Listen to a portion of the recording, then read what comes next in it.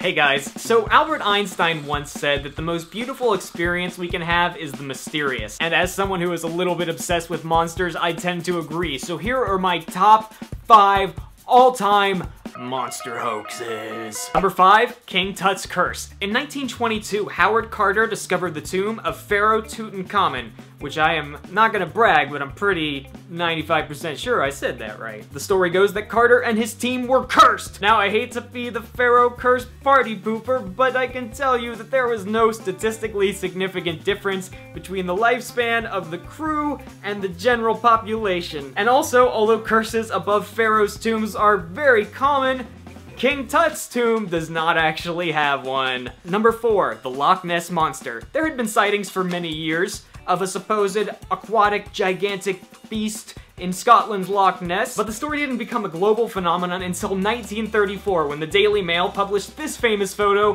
which was known as the surgeon's photo. It was called the surgeon's photo because it was supposedly taken by Colonel Robert Wilson, who was a physician. As it turns out though, not only did the surgeon not take a picture of a prehistoric beast, because this was actually eventually revealed to be a child submarine toy with a head on it, the surgeon didn't take the photo, period. Link to the full story is in the doobly-doo, but in more recent Nessie news, Nessie enthusiasts have claimed to have found the beast in a picture from Apple Maps. What's really scary to me about Nessie is that it can transform itself so it looks exactly like regular waves. Oh no! Number 3, War of the Worlds. On October 30th, 1938, a 23-year-old Orson Welles aired a dramatized version of H.G. Wells' novel on the radio. Many people tuned in late and they didn't hear the disclaimer at the beginning of the show, and so they didn't know that it wasn't a news broadcast, and understandably, some pants were pooped. Number 2, Alien Autopsy. Now, if you grew up in the 90s, you probably have seen this handsome face before. In 1995, an Englishman named Ray Santilli claimed to have received military footage of an autopsy of one of the aliens that crashed at Roswell.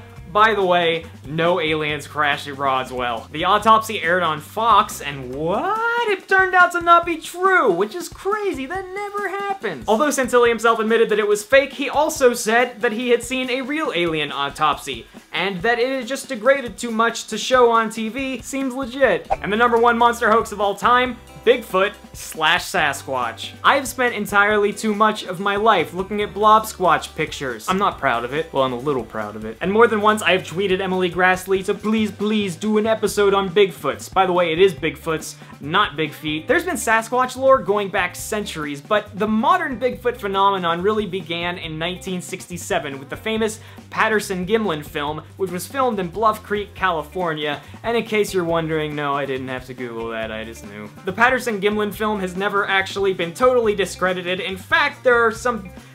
I can't believe I'm saying this. There's some evidence to suggest that it wasn't a hoax. I'm sorry. But the reason Bigfoot is my number 1 monster hoax is that I actually think it kind of encapsulates why we believe in monsters at all. I think to some degree, a lot of us are looking for things that are mysterious or wondrous. For instance, Bigfoot enthusiasts say that the Sasquatch is a peaceful creature that lives in harmony with other creatures and with nature itself. And in a modern world where it can sometimes feel like we're becoming more socially isolated and nature is turning against us, there's something really poignant about believing these things about a mythical beast. But I think it's important to remember that you are watching this video right now on a miraculous device. I guess what I'm trying to say is to pay attention to the world around you, and you'll probably discover something a lot more beautiful than a hair-covered beast, which is maybe not such a hard thing. Thank you guys so much for watching, and one quick note, Emily Grassley, please do the Sasquatch episode.